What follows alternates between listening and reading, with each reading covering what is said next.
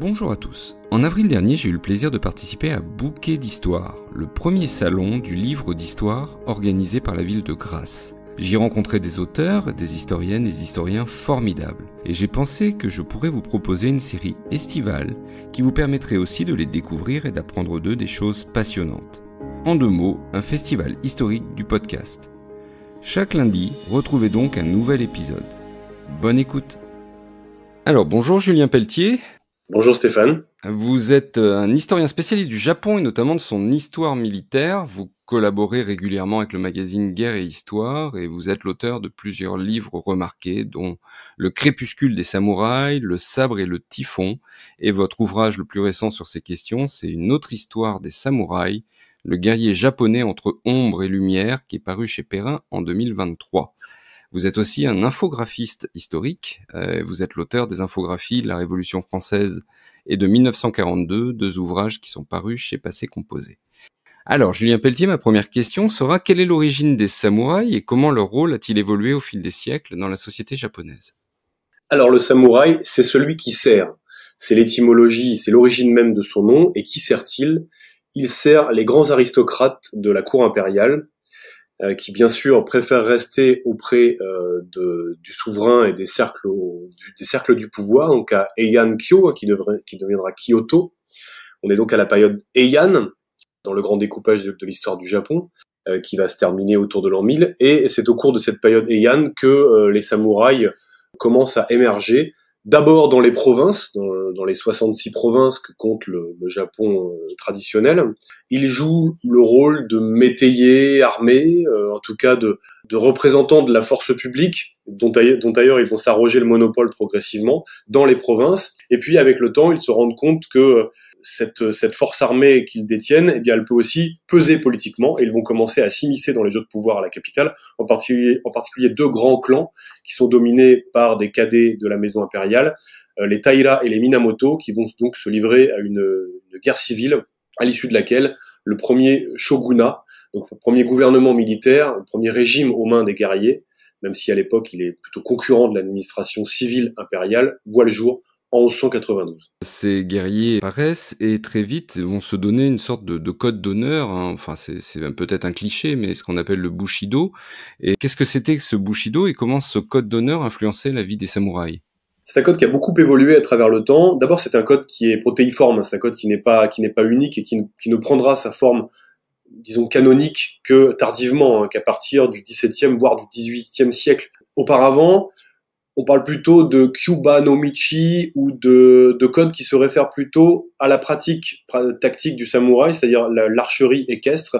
Et donc, on va plutôt parler de voie de l'arc et du cheval, de voie des flèches. En tout cas, ce sont des approches beaucoup plus pratiques, moins doctrinales, et les aspects plus philosophiques apparaîtront beaucoup plus tardivement. Paradoxalement, avec la fin des guerres civiles, il faut donc attendre le début de la période Edo, qui est donc à l'orée du XVIIe siècle, pour voir aussi émerger tout un courant de pensée qui va désormais tâcher de justifier la domination sociale qu'exercent les samouraïs par une supposée supériorité morale en les parents donc de vertus qui sont toutes contenues dans le Bushido. Alors le Bushido, c'est la voie du guerrier. On sait pas, il est très difficile de savoir dans quelle mesure les guerriers se reconnaissaient vraiment dans cette éthique particulière et considéraient qu'elle pouvait leur apporter un ascendant sur le reste du peuple. Le fait est qu'elle commence vraiment à être théorisée tardivement, donc on l'a dit, à l'orée du XVIIe siècle, et les principaux apports de cette période-là vont être donc des ajouts à cette base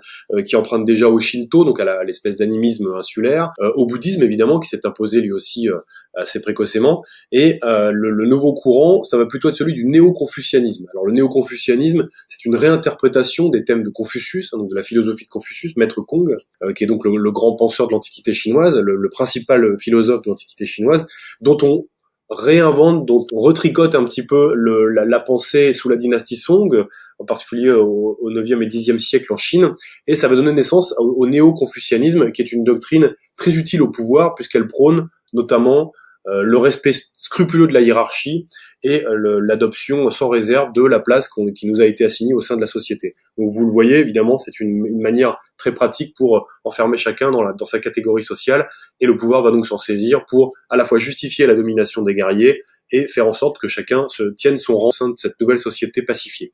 Alors justement, comment les samouraïs se distinguent-ils des autres classes sociales et militaires au Japon? Est-ce qu'ils se distinguent par des vêtements, par une façon de parler, des coutumes particulières? Enfin, qu'est-ce qui leur permet de distinguer un samouraï d'un autre guerrier?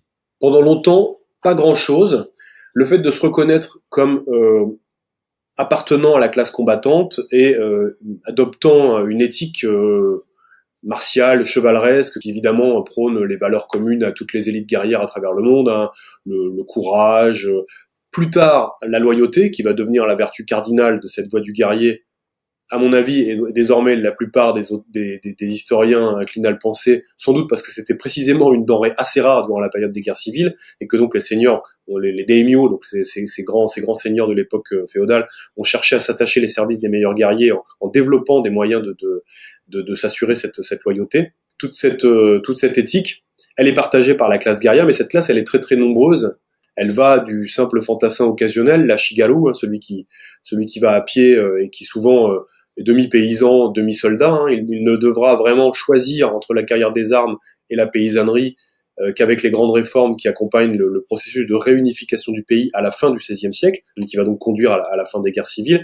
Et il faut attendre, là encore, le début de la période Edo pour voir se codifier vraiment tous les usages qui vont désormais faire du samouraï une catégorie sociale à part entière que le pouvoir espère aussi imperméable que possible, même si ça ne marchera jamais pleinement, en tout cas pas autant que le shogunat Tokugawa l'aurait souhaité. Et donc à ce moment-là, effectivement, le samouraï doit porter l'habit qui correspond à son rang, arborer à des emplacements bien déterminés le kamon, donc l'emblème, l'armoirie de son clan, porter la paire de sabres distinctifs qu'il est le seul à pouvoir porter et qu'il doit porter pour afficher très clairement son appartenance à cette catégorie.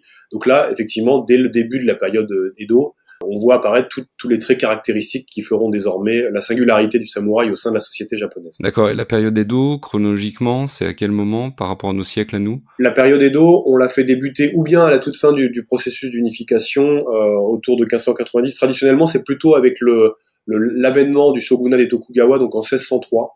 Et c'est une période assez longue qui va nous mener jusqu'à la prémodernité japonaise, enfin jusqu'à la modernité japonaise, donc en 1868, avec le renversement du shogunat, le retour aux affaires de l'empereur. Oui, d'ailleurs, c'est intéressant de montrer que tous les pays n'ont pas la même classification des périodes historiques et que le Japon a la sienne qui est forcément assez différente de la nôtre.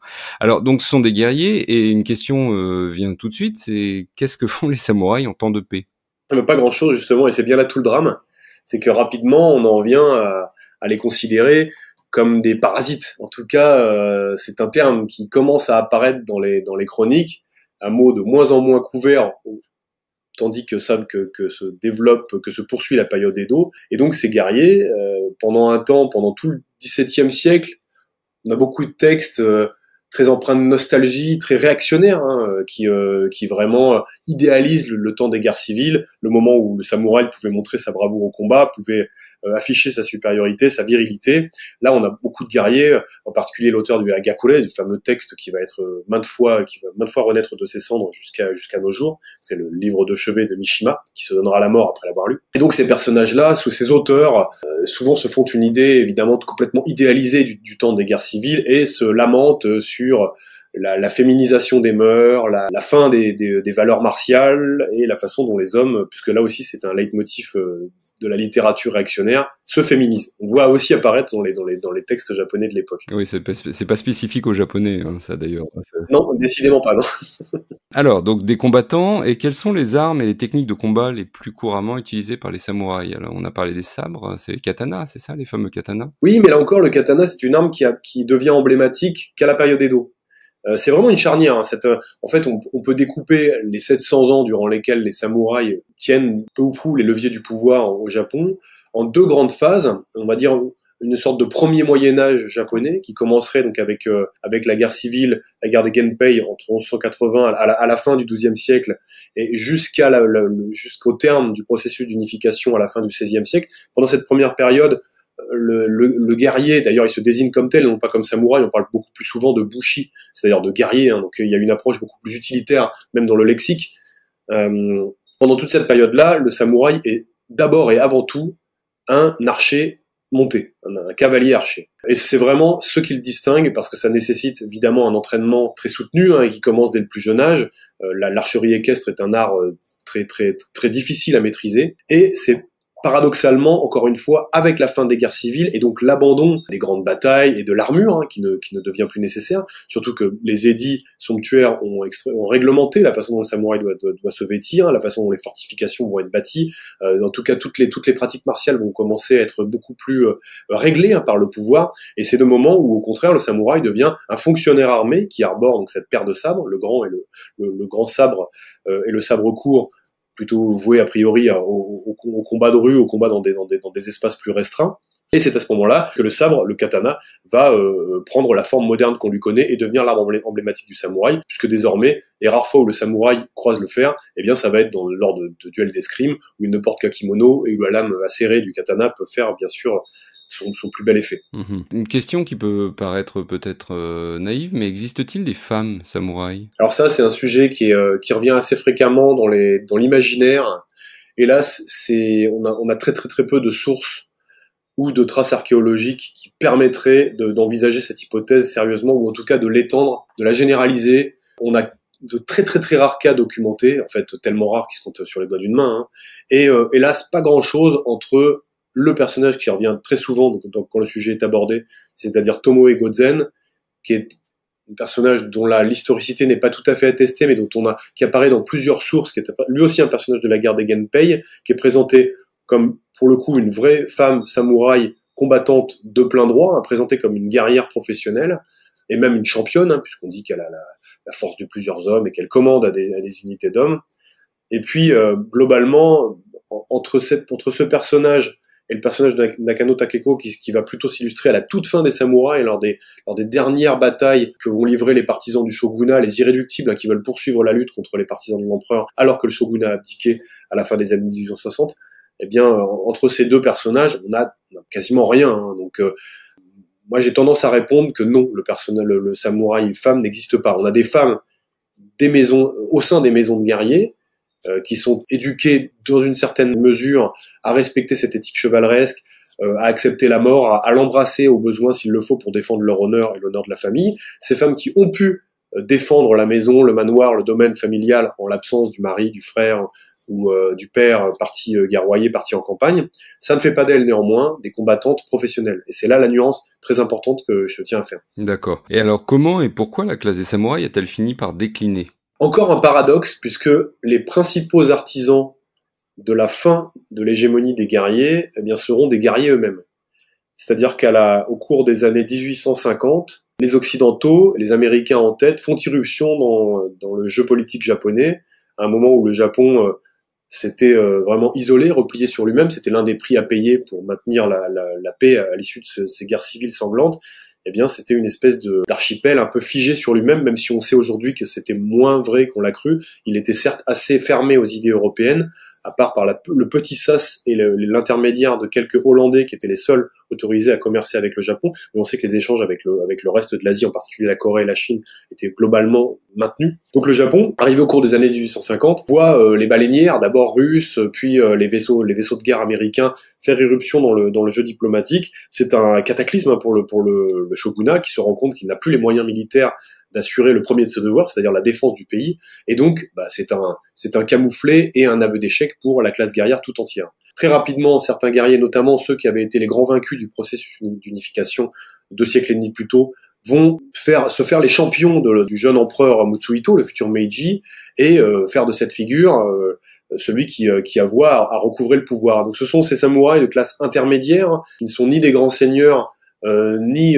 des petits guerriers, qui vont prendre la tête de cette fronde et être les principaux promoteurs de cette modernisation, en fait, cette occidentalisation à marche forcée du Japon, qui va conduire peu après, eh bien, à l'éviction des samouraïs, puisque eux-mêmes, un petit peu dépassés par leur base, s'aperçoivent que moderniser le pays, c'est mettre un terme à tous ces processus, toute cette conception féodale de l'exercice du pouvoir, et donc très rapidement, les grands fiefs vont être transformés en préfectures, en départements. Les châteaux vont devenir des capitales, les villes castrales vont devenir des capitales départementales, et donc bien sûr cette modernisation va sonner le glas de la domination des guerriers sur le pays. Et il y a une résistance, il y a résistance de quelques-uns qui refusent la modernisation en fait. Oui, et parfois ce sont les mêmes. Hein. Celui qui est souvent présenté comme le dernier samouraï, Saigo Takamori, il se trouve que c'était lui aussi l'un des principaux artisans de la restauration impériale. C'est lui qui forme la toute jeune armée impériale, c'est lui qui l'entraîne aux techniques modernes. Hélas, il ne fait pas partie de cette délégation qui part voir le monde et qui est composée d'une bonne part des membres du gouvernement et qui, en fait, à l'issue d'un très long voyage en Europe, rentre au pays complètement convaincu de la nécessité de moderniser encore plus vite, d'accomplir des réformes encore plus brutales, hein, puisque il faut quand même se rendre compte que en seulement une vingtaine d'années, le Japon accomplit des réformes d'une brutalité sans précédent. Qui coûte aussi cher à cette classe guerrière, et donc beaucoup de guerriers se sentent un peu les dindons de la farce. Ce Saigo Takamori se retrouve à son corps défendant mener l'ultime rébellion guerrière du pays en 1877, à l'issue de laquelle les samouraïs cette fois sont vraiment vaincus militairement, défaits militairement, et écartés des cercles du pouvoir. Ils parviendront quand même à se maintenir, notamment au sein de l'armée, hein, cette nouvelle armée impériale qui a quand même besoin de cadres.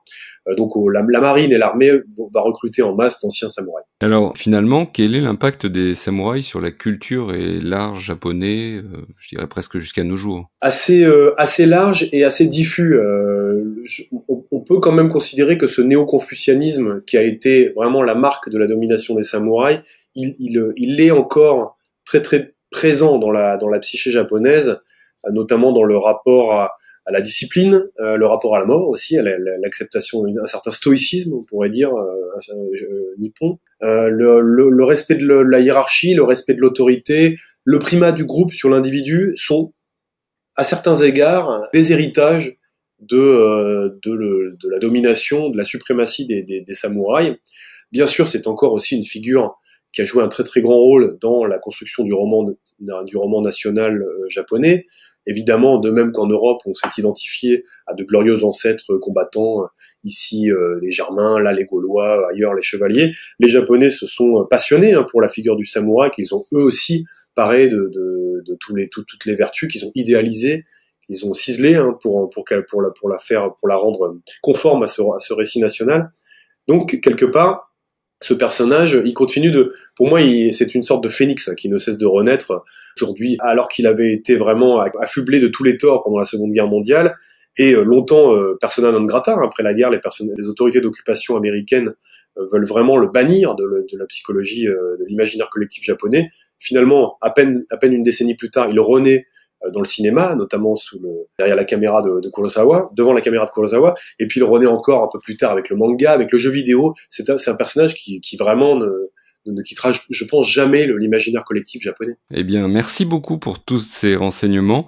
J'invite les auditeurs à se reporter donc à votre livre Une autre histoire des samouraïs, le guerrier japonais entre ombre et lumière. C'est chez Perrin en 2023. Vous avez toutes les références en description de cet épisode. Merci beaucoup, Julien Pelletier. Merci Stéphane.